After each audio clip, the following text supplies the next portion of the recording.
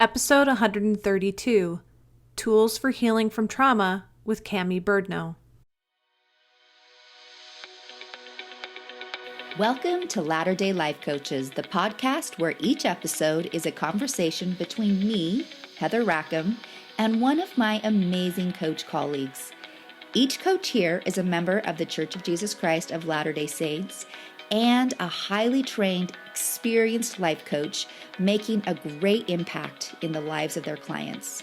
And together, we have one main goal, helping you live your best life no matter what. You ready for this conversation with a coach? Here we go. When trauma is introduced to the body, it often gets stored there because one does not know how to release it. But it can be released and is necessary for a healthy mind-body connection.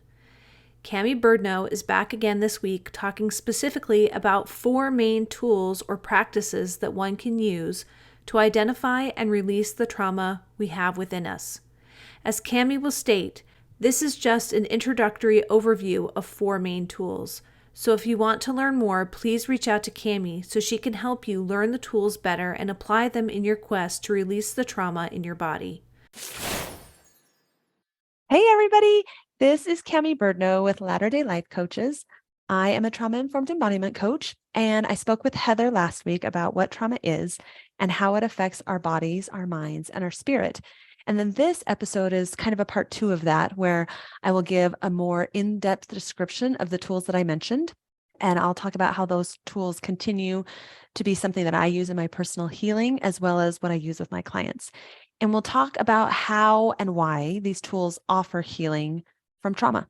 And the basic root of how and why that is because they offer power and choice back to the individuals who lost that due to traumatic experiences in their life.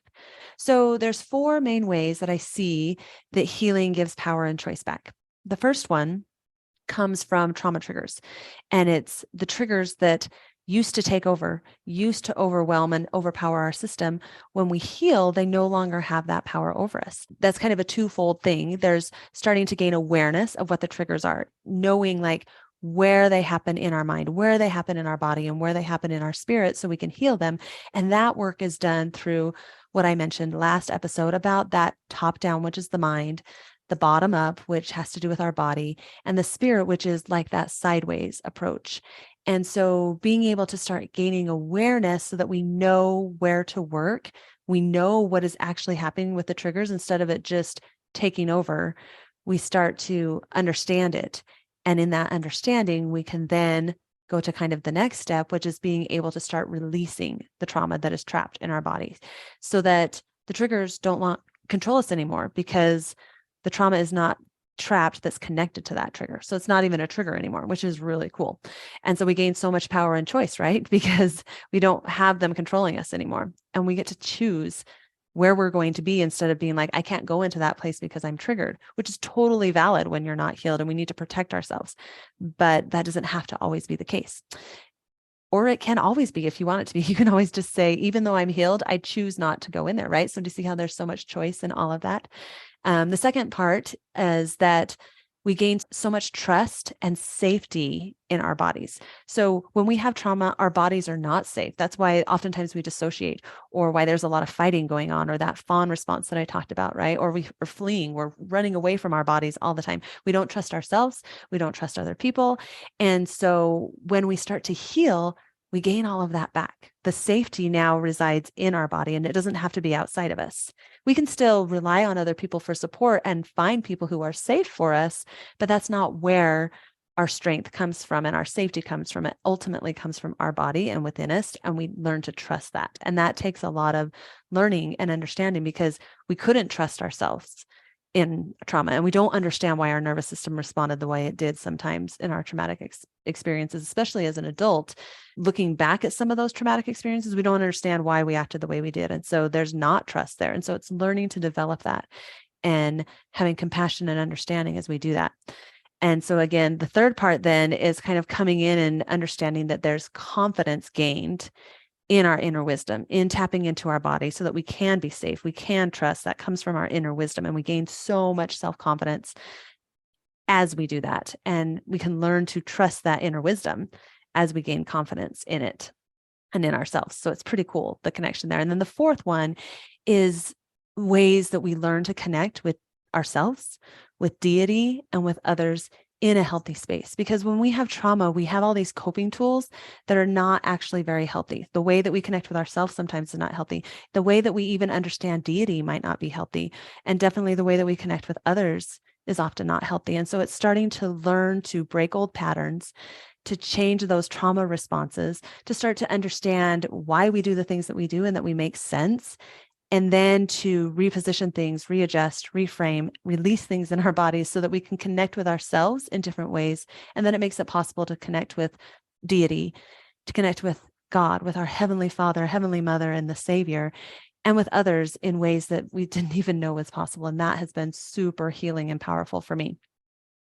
So last week, I talked about 4 main tools that I use most often. And so those will be the ones that I'm going to go into a little bit more depth and give some basic rundown of what they are. I do have podcast episodes on my podcast that's Go All In to Let Go. And that one can give a little bit more breakdown on each of these as well, but I'll just give a basic one today.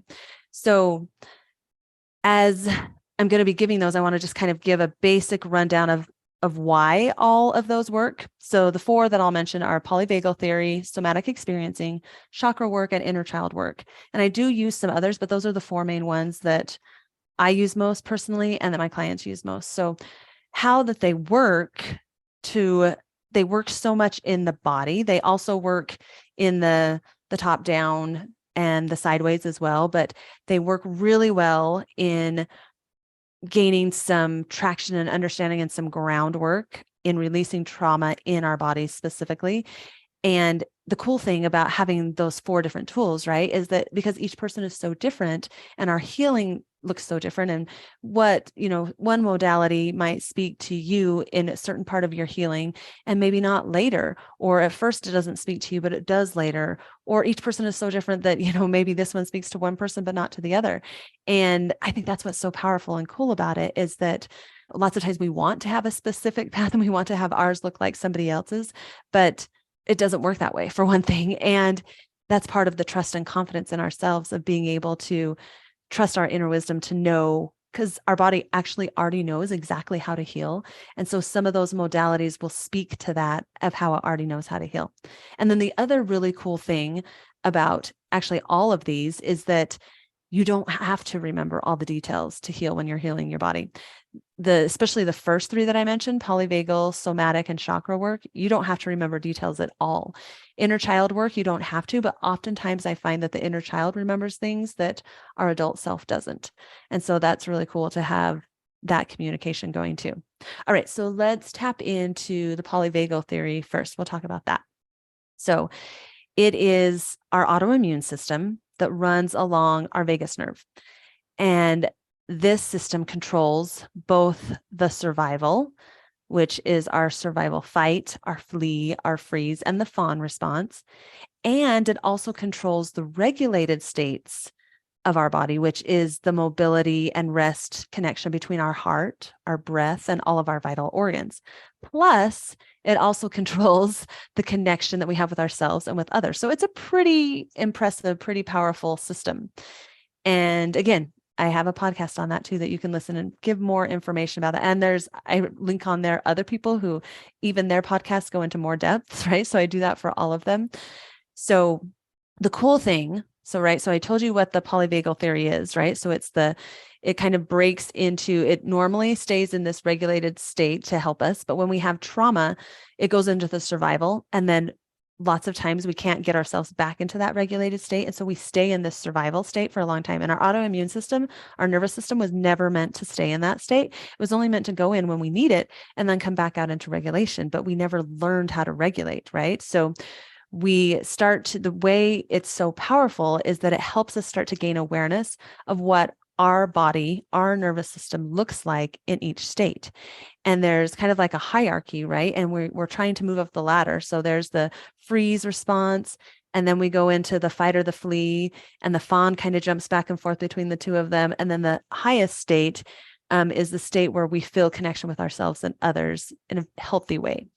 And we're regulated, right? So each of these, we're starting to get out of these survivals to get up to that fully regulated state. And then our body can then go into the part of the nervous system where now we're in rest and digest in a healthy space. We're in the energy moving, the mobility, our heart, breath, vital organs, all of those are functioning properly in a regulated state instead of in this survival state where certain things are turned on more than others.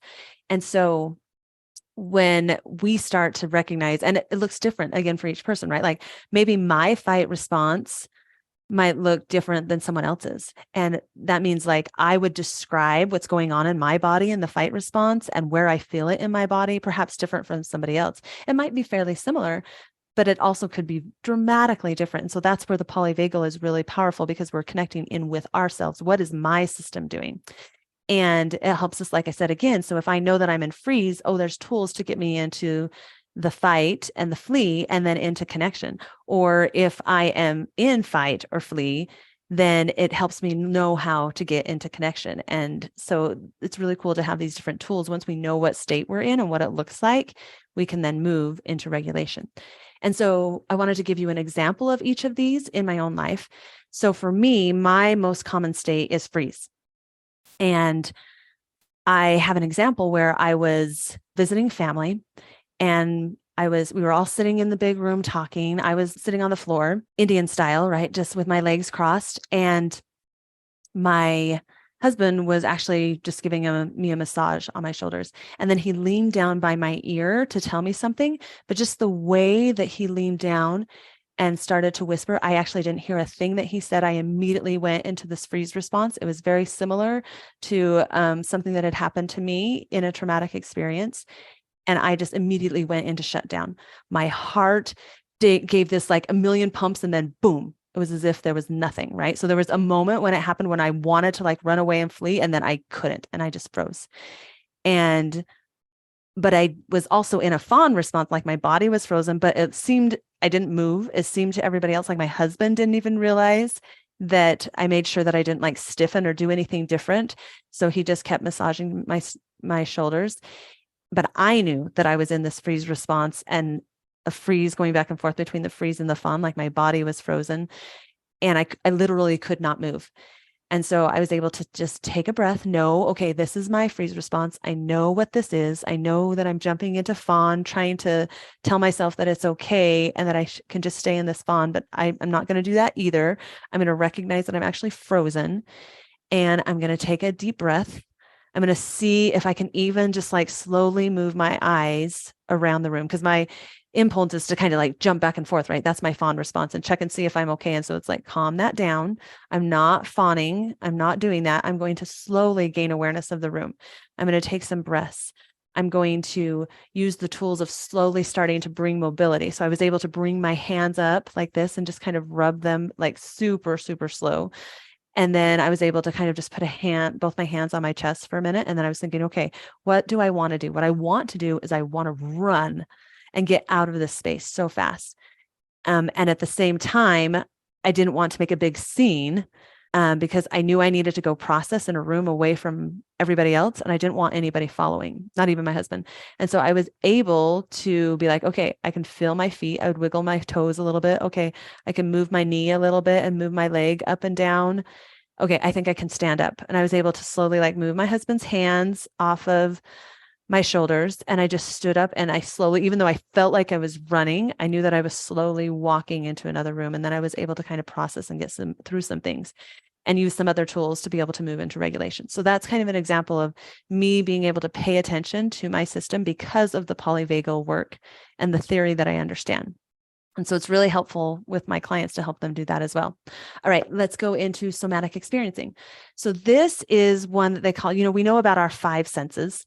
The somatic experiencing is being able to use another sense where we're going inside our body and we're paying attention to what would be happening. So if I am touching my hand, I am paying attention to skin touching skin.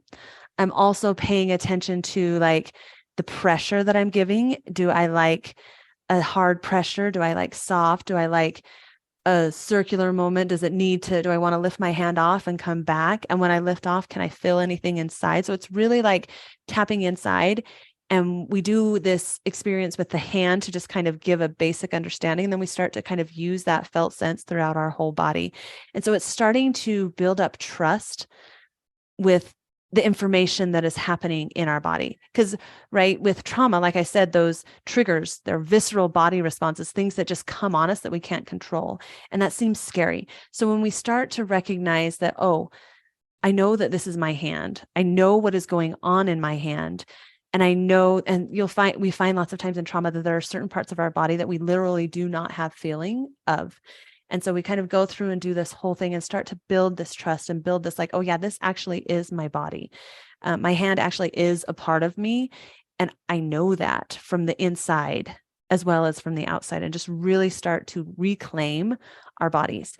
And there's so many exercises in doing this somatic work that helps us actually release trapped trauma, right? When you find those parts in your body that you don't feel, there is most likely trauma trapped there. And so then we do tools and different exercises to release that trauma.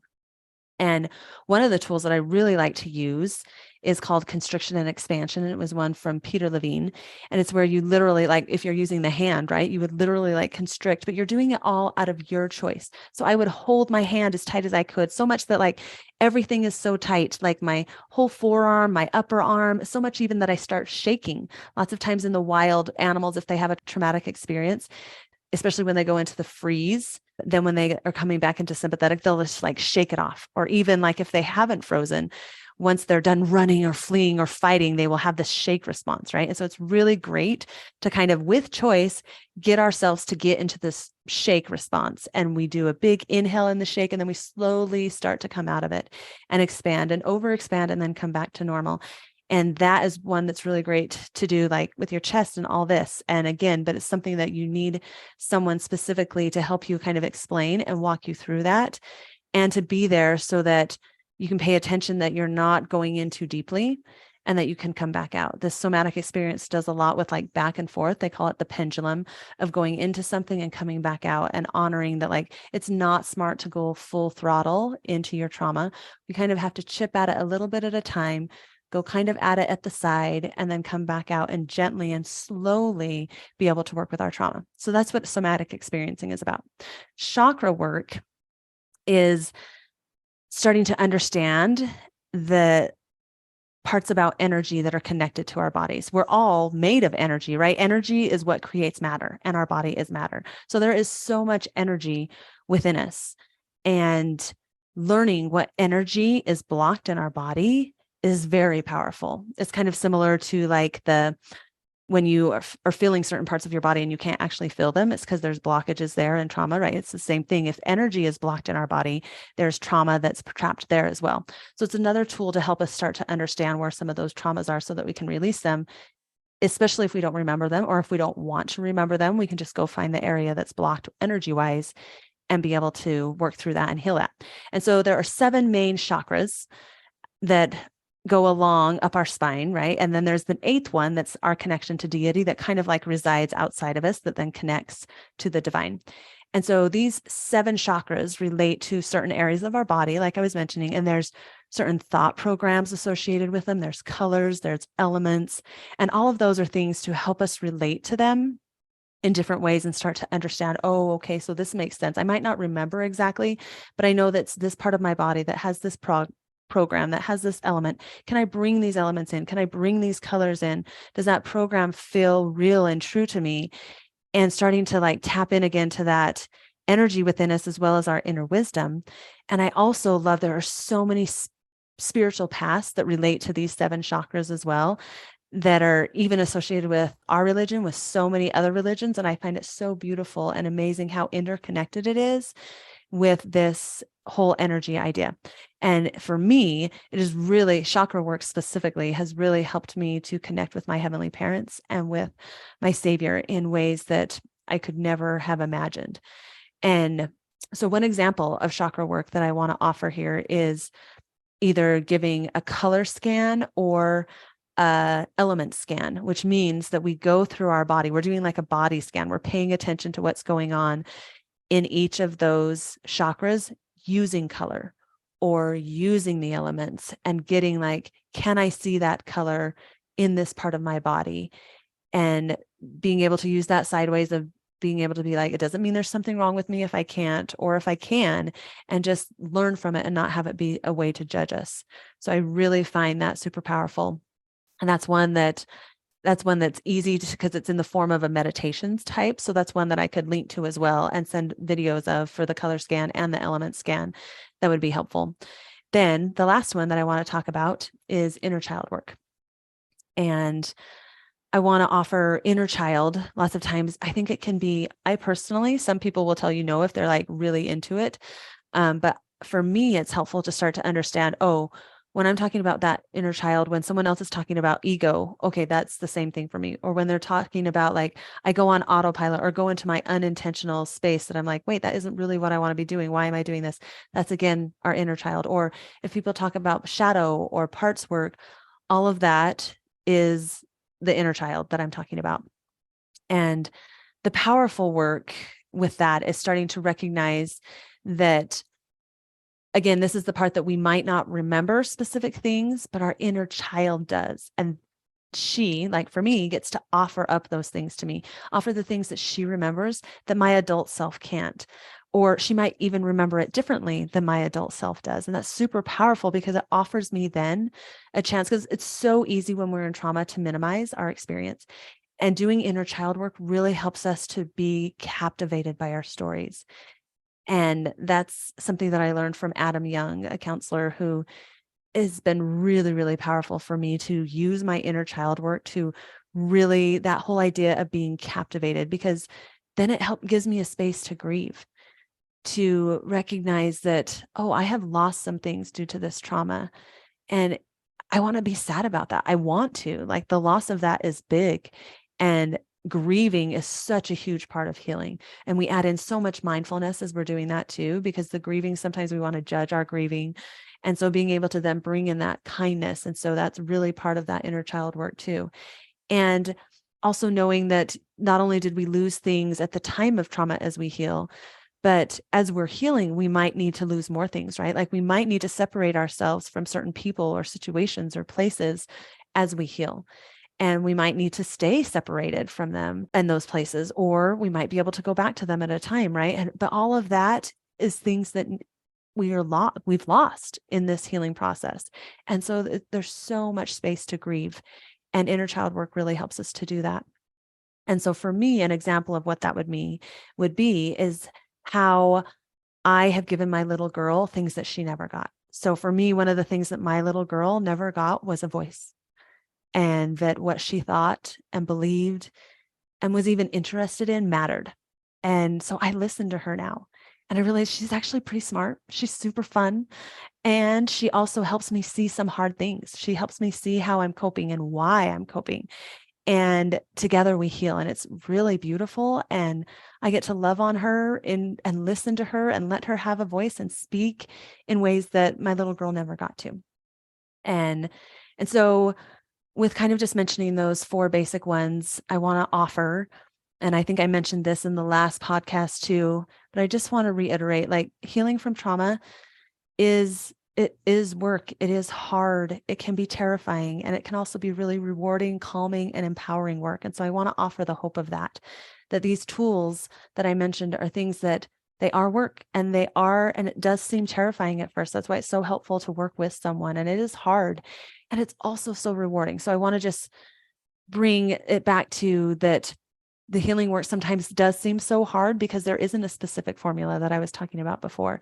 And each person is so different, but I really do love the top down, the bottom up, and the sideways approaches, because they give a framework for me to work from, for my clients to work from, and to start making it not seem so overwhelming and flooding. And it is hard because our nervous system wants to keep doing what it's always done. And it does take practice to rewire, to change, to heal those patterns, and to clear new paths, right? It's almost like you're in a forest and there's this one solid path that you're used to going to all the time, but you got to use a machete over and over and over to like carve a new path. And it takes work, and it's hard, and it's okay. It's worth it, right? And it's also terrifying at first when you start it. And that terrifying soon changes once we start to gain tools where we are safe and that we get to rebuild that and change that terrifying to safety and trust, which is so powerful. And it's so rewarding because of that trust, because of the love and compassion and grace that we build within ourselves as we heal. And the calming feels so amazing when we're not so triggered and we don't have constantly these visceral responses. That calm state in our body, even though we still have hard times, even though things still come up, like we know that we can get to that calm and that regulation. That feels amazing, especially when you've been in survival for so long. And then it's so empowering, like I said at the beginning, to gain back that power and that choice over how our body responds, and to no longer even have the triggers, or to know that if a trigger comes up, that it's not scary because we know how to regulate. We have tools. And that is so empowering to gain that choice back. And so today, if any of the tools that I've offered resonate with you, I'd encourage you to learn more about them. Like I said, I have my podcast that you can learn from. There's so many resources for all of them. You can find articles, right? You can find YouTube, you can find social media. And of course, you can always reach out to me. I would love to help and give you these tools that I have found so powerful for me. Thanks. Hey, we just wanted to thank you for spending part of your day here with us at Latter-day Life Coaches and being part of this conversation. Share this with your friends so that you can have a conversation with them on this topic as well. And as always, subscribe so you don't miss a single episode. Have a good one, my friends.